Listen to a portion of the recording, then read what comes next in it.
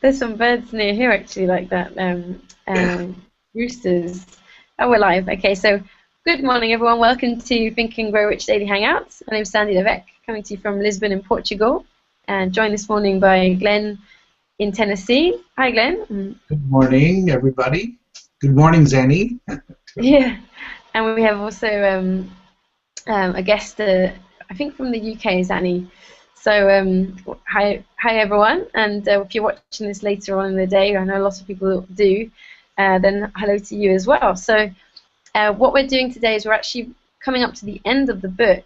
We're in the last chapter, all about fear, and it's actually a really important chapter because a lot of the time, you know, even if you're taking all the action that Napoleon describes in the earlier chapters, if you have subconscious beliefs which do not believe you can do what you set out to do, you know, it will be a lot harder. It'll literally be like trying to take off in a plane that has no fuel in the engines. So really important tools that we're going over. So you read yesterday, didn't you, Glenn? Yes, I did. And I noticed the heading on this one's interesting, Sandy. It says, The Devil's Workshop, the Seventh Basic Evil. And remember, you've heard the expression, the devil's in the details, right? Yeah, exactly. Yeah. It would be interesting, you know, I'm sure.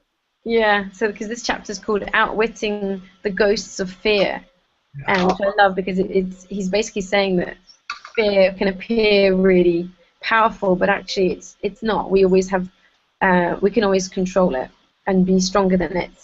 So I'll just share my screen. I'll read today then, and I'll just share and be back in 1 second. Okay, can you see, Glenn? You can see? Okay, I think so. Oh, whoops. No, I've lost where I was. Okay, I'm going to assume that you can. Oh, you're muted. Okay. Okay, so the Devil's Workshop, the seventh basic evil. In addition to the 6 basic fears, there is another evil by which people suffer. It constitutes a rich soil in which the seeds of failure grow abundantly. It is so subtle that its presence often is not detected. This affliction cannot properly be classed as a fear. It is more deeply seated and more often fatal than all the 6 fears. For want of a better name, let us call this evil susceptibility to negative influences. People who accumulate great riches always protect themselves against this evil. The poverty-stricken never do. Those who succeed in any calling must prepare their minds to resist the evil. If you are reading this philosophy for the purpose of accumulating riches, you should examine yourself very carefully to determine whether you are susceptible to negative influences. If you neglect this self-analysis, you will forfeit your right to attain the object of your desires. Make the analysis searching. After you read the questions prepared for the self-analysis, hold yourself to a strict accounting in your answers. Go at the task as carefully as you would search for any other enemy you knew to be waiting you in ambush, and deal with your own faults as you would with a more tangible enemy. You can easily protect yourself against highway robbers because the law provides organized cooperation for your benefit, but the 7th basic evil is more difficult to master because it strikes when you are not aware of its presence, when you are asleep, and while you are awake. Moreover, its weapon is intangible because it consists of merely a state of mind. This evil is also dangerous because it strikes in as many different forms as there are human experiences. Sometimes it enters the mind through the well-meant words of one's own relatives. At other times it bores from within through one's own mental attitude. Always it is as deadly as poison, even though it may not kill as quickly. How to protect yourself against negative influences. To protect yourself against negative influences, whether of your own making or the result of the activities of negative people around you, recognize that you have a willpower and put it into constant use until it builds a wall of immunity against negative influences in your own mind. Recognize the fact that you and every other human being are by nature lazy, indifferent, and susceptible to all suggestions which harmonize with your weaknesses. Recognize that you are by nature susceptible to all the 6 basic fears and set up habits for the purpose of counteracting all these fears. Recognize that negative influences often work on you through your subconscious mind. Therefore, they are difficult to detect, and keep your mind closed against all people who depress or discourage you in any way. Clean out your medicine chest, throw away all pill bottles, and stop pandering to colds, aches, pains, and imaginary illness. Deliberately seek the company of people who influence you to think and act for yourself. Do not expect troubles, as they have a tendency not to disappoint. Without doubt, the most common weakness of all human beings is the habit of leaving their minds open to the negative influence of other people. This weakness is all the more damaging because most people do not recognize that they are cursed by it, and many who acknowledge it neglect or refuse to correct the evil until it becomes an uncontrollable part of their daily habits. To aid those who wish to see themselves as they really are, the following list of questions has been prepared. Read the questions and state your answers aloud so you can hear your own voice. This will make it easier for you to be truthful with yourself. Self-analysis test questions. Do you complain often of feeling bad, and if so, what is the cause? Do you find fault with other people at the slightest provocation? Do you frequently make mistakes in your work, and if so, why? Are you sarcastic and offensive in your conversation?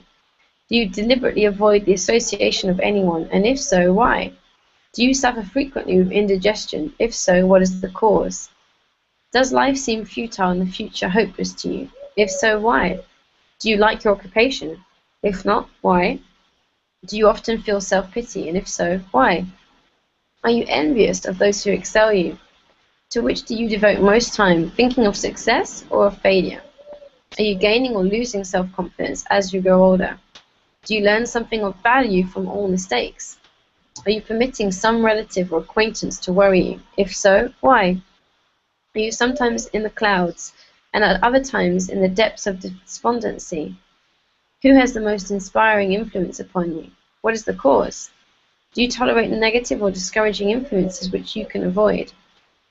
Are you careless of your personal appearance? If so, when and why? Have you learned how to drown your troubles by being too busy to be annoyed by them? Would you call yourself a spineless weakling if you permitted others to do your thinking for you? Do you neglect internal bathing until auto-intoxication makes you ill-tempered and irritable? How many preventable disturbances annoy you, and why do you tolerate them? Do you resort to liquor, narcotics, or cigarettes to quiet your nerves? If so, why do you not try willpower instead? Does anyone nag you, and if so, for what reason? Do you have a definite major purpose, and if so, what is it, and what plan do you have for achieving it? Do you suffer from any of the 6 basic fears? If so, which ones? Have you a method by which you can shield yourself against the negative influence of others? Do you make deliberate use of autosuggestion to make your mind positive? Which do you value most, your material possessions or your privilege of controlling your own thoughts? Are you easily influenced by others against your own judgment? Has today added anything of value to your stock of knowledge? Oops.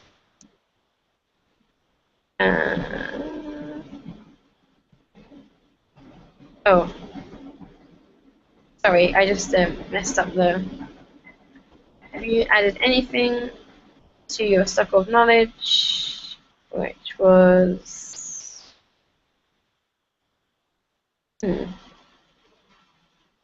Sorry guys, I've completely lost where we were.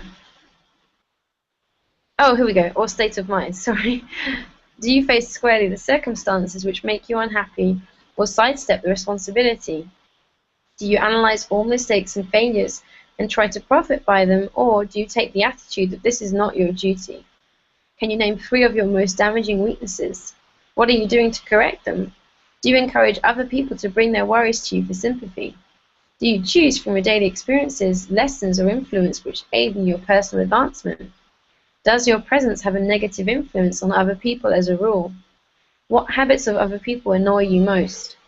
Do you form your own opinions or permit yourself to be influenced by other people? Have you learned how to create a mental state of mind with which you can shield yourself against all discouraging influences? Does your occupation inspire you with faith and hope? Are you conscious of possessing spiritual forces of sufficient power to enable you to keep your mind free from all forms of fear? Does your religion help you to keep your own mind positive? Do you feel it your duty to share other people's worries? If so, why? Do you believe that birds of a feather flock together? What you have learned about yourself by studying the friends whom you attract. If you believe that birds of a feather flock together, what have you learned about yourself by studying the friends whom you attract? What connection, if any, do you see between the people with whom you associate most closely and any unhappiness you may experience? Could it be possible that some person who you consider to be a friend is in reality your worst enemy because of their negative influence on your mind? By what rules do you judge who is most helpful and who is damaging to you? Are your intimate associates mentally superior or inferior to you? How much time out of every 24 hours do you devote to A, your occupation, B, sleep, C, play and relaxation, D, acquiring useful knowledge, E, plain waste? Who among your acquaintances A, encourages you the most, B, cautions you the most, C, discourages you the most, D, helps you most in other ways? What is your greatest worry and why do you tolerate it? When others offer you free, unsolicited advice, do you accept it without question or analyze their motive? What above all else do you most desire? Do you intend to acquire it? Are you willing to subordinate all other desires for this one? How much time daily do you devote to acquiring it? Do you change your mind often, and if so, why? Do you usually finish everything you begin? Are you easily impressed by other people's business or professional titles, college degrees, or wealth? Are you easily influenced by what other people think or say of you? Do you cater to people because of their social or financial status? Whom do you believe to be the greatest person living? In what respect is this person superior to yourself? How much time have you devoted to studying and answering these questions? At least one day is necessary for the analysis and answering of the entire list. If you have answered all these questions truthfully, you know more about yourself than the majority of people. Study the questions carefully, come back to them once each week for several months, and be astounded at the amount of additional knowledge of great value to yourself that you will have gained by this simple method of answering the questions truthfully. If you are not certain concerning the answers to some of the questions, seek the counsel of those who know you well, especially those who have no motive in flattering you, and see yourself through their eyes. The experience will be astonishing. You have absolute control over but one thing, and that is your thoughts. This is the most significant and inspiring of all facts known to people. It reflects our divine nature. This divine prerogative is the sole means by which you may control your own destiny. If you fail to control your own mind, you may be sure you will control nothing else. If you must be careless with your possessions, let it be in connection with material things. Your mind is your spiritual estate. Protect and use it with the care to which divine royalty is entitled. You were given a willpower for this purpose. Unfortunately, there is no legal protection against those who, either by design or ignorance, poison the minds of others by negative suggestion.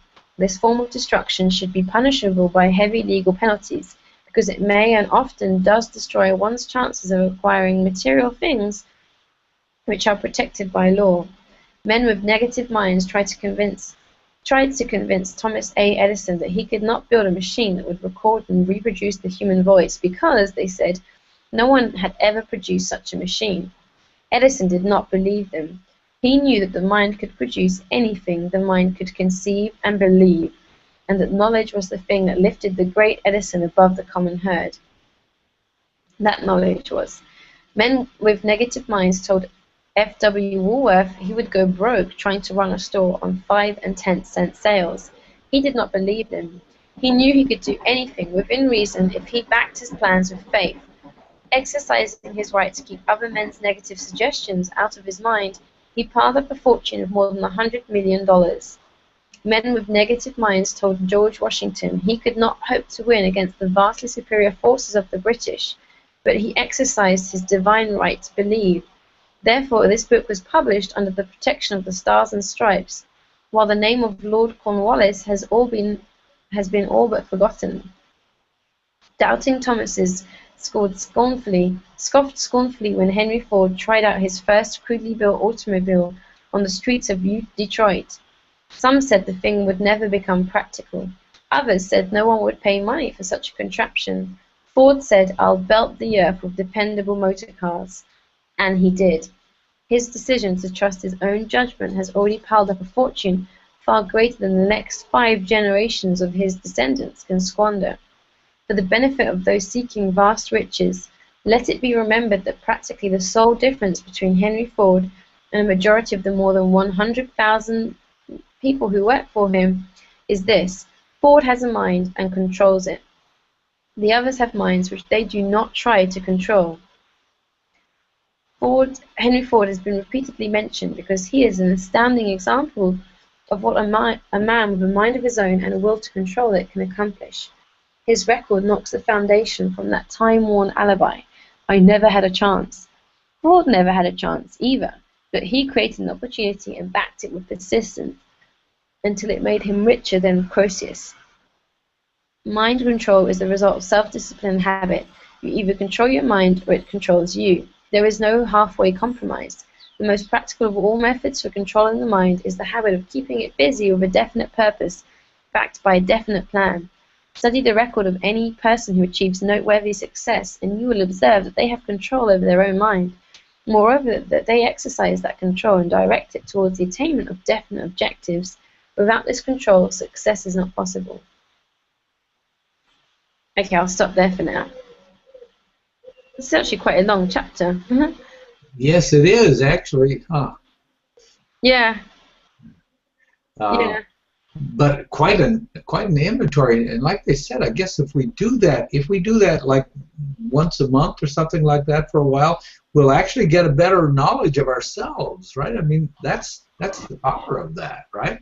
And I haven't done that, you know. I mean, I guess I really should do it. I really should spend some time going through all of those the list that he gave there, right, to get to know ourselves better, you know. Yeah, I haven't done it either. I was just thinking that as I read it. I remember going through it last time. I didn't really feel drawn to do it last time, to be honest. But this time I think I might actually do it. Zane is saying it feels quite mental, like it's yeah, like and it's a load of questions too. Yes, indeed, yes. Yeah, but I think she means it feels very kind of like in the head, you know, like it's coming from the mind. Yeah. But I think that what it can do is it can actually just give more awareness, because it's, as long as you're not judging yourself, and we talked about this once before, as you're asking those questions, you know, sometimes some of it can read a little bit, you know, harsh. But I think it can also, at the same time, it can also give some new awarenesses. Sometimes we don't always see things about ourselves. And what he suggests is to get someone who won't view you harshly, but who will see you objectively to help you go through the questions. Yeah. But also, it's interesting. It's so funny, this chapter, because I love how so often the timing of what we read is just, I personally find it really perfect for what's going on in my own life. Like, it's so funny. Yesterday, I was reading a post on Facebook from someone that I've never met them. They're not a friend or anything, but I know of them, a friend of a friend, and it was quite a negative post actually, but sort of negative, but for a specific purpose, you know, to bashing one thing to make another thing look good. And I read this post, and afterwards I felt really weird, and I was still feeling weird about it, like even today. And so I decided to stop following this person anymore, to stop reading what they write, because I realized it felt weird because it wasn't actually completely true what they were saying, and that they were trying to like put negative images in people's minds, basically, is like implant that.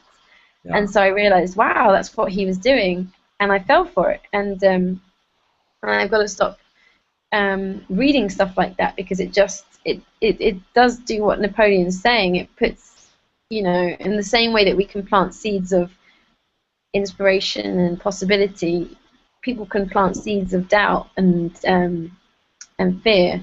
And what he's talking about here is really important, you know. If you allow any of that to take root, it can be very detrimental. Yeah. For a long time, Sandy, I have not listened to the news, and the reason I don't listen to the news is because there's too much negative. The content has 80% negativity, right? Yeah. And I don't need to go. I don't need people feeding me negativity right into my head. I mean, it's enough to deal with negativity with things that you're doing. I've got to get this done or whatever, right? So I don't need that. And it's interesting. Mary Morrissey refers to CNN. She says constant negative news. Yeah, I've heard a lot of people say Yeah. that, and CBS as being Yeah, so I basically turned off bullshit. news. Yeah. Yeah, I yeah, basically turned off news because I can get a glimpse of the news on the internet as I go through the yeah, day or through the week or whatever, And if I decide I need to read something for information, I'll do that. But yeah, I don't need to have that patter, that constant drumming of negative news that you get from media, from the mainstream media. yeah, I've chosen to opt out of that. yeah. Same here. Actually, and Zanny's saying that the questions that Napoleon goes through, coming back to what we were just talking about, reminds her of Benjamin Franklin's Evening Review, which I don't know what that is. So I'd be interested to know, Zanny, if you Yeah, don't mind I don't expanding know what on that is either, too. That's new for that. Yeah, me. That'd be nice. Yeah. yeah, Beware the negative mind, she says, though. Yeah, and that's it. yeah. Beware the negative mind. And it's true, it does have an effect. I grew up reading the news. I loved to read newspapers as a child, and I'd spend whole days at the weekend, especially reading massive English papers like the Sunday Times and the Guardian. Yeah. And then I wanted to work in them, so I did lots of work experience for papers and did activism and actually became a campaigner. So my job revolved around the media because we were constantly trying to get into the news so people would know about our campaign Yeah. when we could change the law, which we did. And so I got really ill about 5 years ago now, and I suddenly realized that, I was like this walking, talking negatron, as people Negatron. say.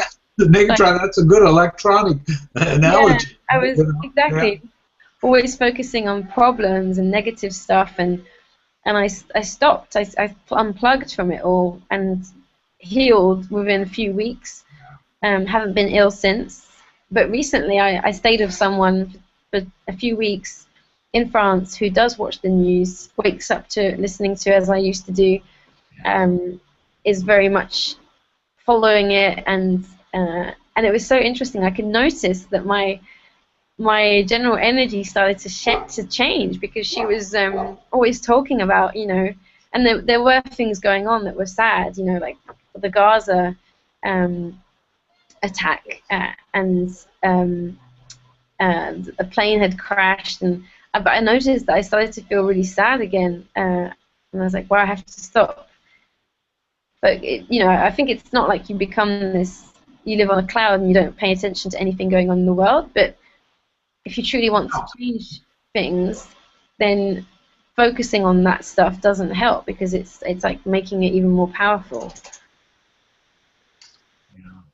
I really believe that. Also, I think Danny had added additional comment there too. yeah, she's saying that She said, Benjamin Franklin's Evening Review. Oh yes, okay. He goes through his day and asks himself if he lived up to his highest values, and that's really funny, Zanny, because I was reading some Jack Canfield's blog yesterday, and he talked about this too. He was saying that he does 5 things a day for his personal growth and health, and that this is one of them, that he reviews his day at the end of it. And I've had a lot of people talk about this. The first time I did was actually a really successful internet guy, very, very successful, and he said that he keeps a journal, and in the evening he writes down what he did that day, and basically reviews his day, like Zanny's saying here. And he was saying a lot of people don't do it, and that when you do, you start to get more clear about what you're doing that's working and what's not working. So yeah. keep a journal of that kind, Glenn.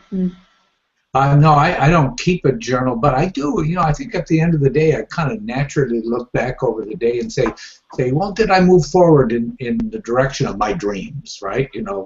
Yeah. Things that I'm trying to accomplish and so on. And if I didn't, of course, I'd be kind of sad, But most days I end the day pretty done. That Yeah. I've done something towards my dream, even if it's one small thing, right? I mean, that's precious. Yeah. Oh, we have a great question from Zanny. She's asking, what is your dream, Glenn? Well, I have my dream might be seem a little complex to people, but basically, one of them is that I'd like to own a home and I've always said Arles, but I mean, I think I'll settle for Provence.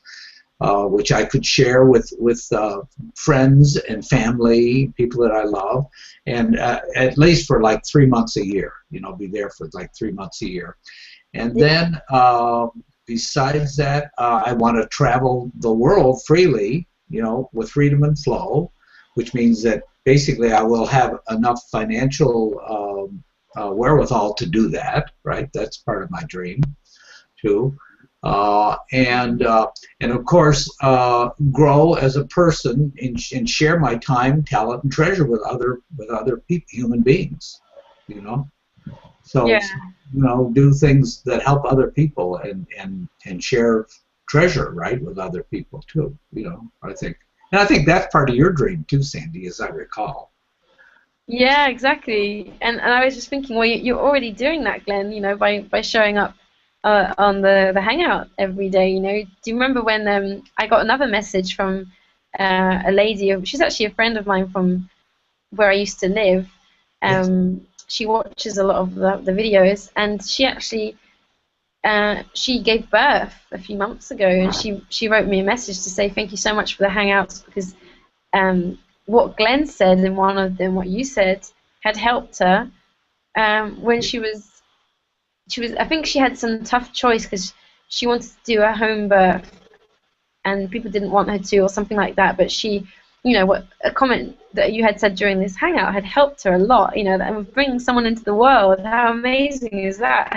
Yeah, that was a gift of her to share that with us too, Sandy. Yeah. And also, I see Zandy says, I can smell the lavender near your home, Glenn, and I can. In fact, I love it. when we were there last year, we went to a lavender factory, to a lavender museum, actually. It was wonderful. It was wonderful. Wow.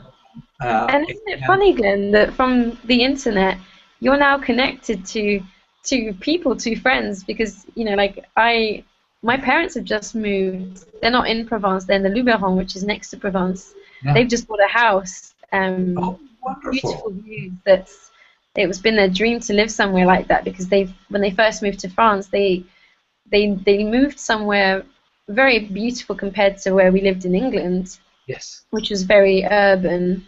Yes. But still, it wasn't really as picturesque as you might think. It was very flat where they were, and they had neighbors all around. So they had a pool and a nice garden, but it wasn't exactly the dream. And they've just moved to somewhere which is the dream. And a very funny story about that was that they actually went to go and visit houses, and this shows, how when you're open to how the universe can really support us, because they had gone to this, they drove for like 5 hours to where they wanted to move to. My mum had found loads of houses on the internet that they could visit, and they started to visit them, and all the houses were horrible. She said that the pictures didn't look like anything on the internet, that they were really, like, they always had something that just made them no go, like right next to a massive road, or really big damp problems, and they were feeling really discouraged. And at the end of the day, they only had one more day left, and it was going to be a Sunday, which is, in France nothing happens on Sundays. So they were thinking, oh, maybe this just wasn't the right thing to do, maybe we're not going to move. And they decided to go to one last estate agent, like a realtor. And they went in, and there was a young guy there, and he said, oh, well, you know what, I've got a house which we haven't put on the market yet, but I think it could suit you. And he told them the price, and it was way over their budget. And so my parents told him that, And he said, well, let's go and see it anyway because I think we could negotiate. And so they went to see it, and my parents fell just totally in love with the house. It has beautiful views. It overlooks an entire valley next to a big mountain, and it's a huge house, 20 olive trees in the garden. Oh, I love it. Yeah, it's just like a real dream house. Oh, And it is a dream. much better quality than the house they were previously living in, even though it wasn't actually that much more money, really, because they were selling that house to move to a new one, so it had to be a similar budget. And so luckily what happened was that the people who own that house are actually from Scotland in the UK, and they live in Australia. They work in oil, so this was just one of their houses, and they wanted to sell really quickly. They wanted to just sell fast. So my parents made an offer immediately, and they waited all weekend to find out if it was accepted. And on Monday, they got a phone call from the young guy. He said, "We've done it. They've accepted it." Wow, great. And so in the space of like 36 hours, they went from total despondency because all the houses were just horrible to having this beautiful house, which they've now moved to. Yeah. And they love it. You know, the pictures are just amazing. Their terrace looks out onto, acres of beautiful rolling hills and olive trees. I bet you can't wait to go back and visit them, right? Yeah, I can't, exactly. Yeah. And and Zanny's saying just one of their houses. Yeah, exactly. Yeah, I would love to visit Provence and looking forward to being a guest soon. Yeah. Yeah. That would be great. Exactly. Yeah. And the other thing is that Tracy, who used to come on this hangout, he has a house in Provence, so he was making pictures from the Provence, the lavender fields. So you're connected to. Yeah. I think the universe is connecting us, right? You know what I mean? Yeah. Right? Well, sometimes just knowing people that have, are doing something or have, like my parents have this house, then it just makes it more real in our own universe, and then we start to expect it even more, which can obviously help to create it faster. And since we are partners in believing, and it sounds like we've enrolled Sandy to be a partner in believing, right, Sandy? Yeah. Right? So if she's a partner in believing, now we've added more horsepower to our dream. Exactly. Yeah. It's like where two or more are gathered. Yeah. Yeah. I love when you say that too. I think that's a wonderful thing. Yeah. Well, it's just so true. It just really does add power. Mm. Yeah. In the quantum mechanics model, that says that we are not disconnected from other things, right? Yeah. So we're really all connected, Yeah. Yeah. In quantum physics, it's showing increasingly that everything is entangled and tangled up, and string theory basically. Yeah. And so it makes sense that if you are tangled up with people that have the same beliefs, the same belief in you, the same belief in your dream as you, it makes it, it's like your law of attraction gets stronger. It's like the strings, you have more strings going out, right? Yeah, exactly. That way, I guess. Yeah, it really does. I saw it when I was campaigning, because we started out with, when I first got the job as a campaigner, the organization I was working for had a kind of a strange reputation, because they had a bit of a bad website, and they weren't very well known. People thought they were they weren't very credible, let's put it that way. And so a lot of people put me off taking that job, and this is another example of what Napoleon's talking about, and I'll just share this really quickly, so we're running over time. But some people in my own family tried to talk me out of taking that job, but I knew I could see a vision in the future of the campaign being successful, and I had this weird moment where I had a flash of watching myself almost like from a distance. Yeah. Working on my computer in my tiny little room in that apartment I was living in, working on the campaign, and it being an amazing thing. I could just feel this energy. Yeah. And so I took the job, And so in the beginning, we were working just 2 or 3 of us on it. And then we started to organize these activist meetings where women who were interested in what we were doing, and men, could come along. And it was amazing. The fact of having like 25 of us in a room, when we explained our ideas and people were excited by them, inspired by it, we had more faith in them, because it wasn't just us anymore. You know, it was like, we were sharing it and other people were seeing that it was possible, and that they believed we could do it. And we went on to change the law with a very small group of campaigners, hardly any money, and that just has forever shown me that when you come together with other people, you really can move things quicker, which is why I actually started this Hangout, because I was like, well, I can read this book on my own every day, but it'll be more inspiring to have other people be part of it, and and to grow it as a group thing as well. Anyway, it was nice for Zanny to be with us today, and it was nice to have that other string reaching out to us, right? I think that's wonderful. Yeah, exactly. Yeah, great. And I'm looking forward to seeing her on here live sometime. When she catches up with the technology, as she say. So, yeah, exactly. Yeah, I'd like to hear another British voice. She's from UK, right? British voice. Yeah, exactly. Yeah, I'm not sure where I remembered that from, but I just remembered from a while back, I think. She said yes, UK. Yeah, Cornwall. Oh, wow. Cornwall's a beautiful place. I love Cornwall. Wow, that's Doc Martin country, isn't it? Down there, or am I thinking wrong? Cornwall. Isn't that where they filmed Doc Martin? Oh, yeah, she's saying yes. Yeah, that she got there. I love Doc Martin.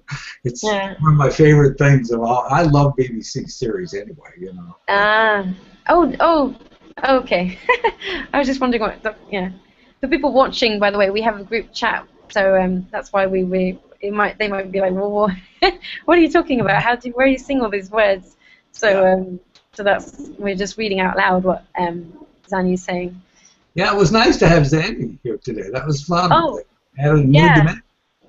And I have to just, before I forget, I have to take my dog to the vet again tomorrow morning, so I won't be able to do the Hangout tomorrow on Wednesday, but I'll be back on Thursday. Okay. So, I have to go back for a checkup. And so,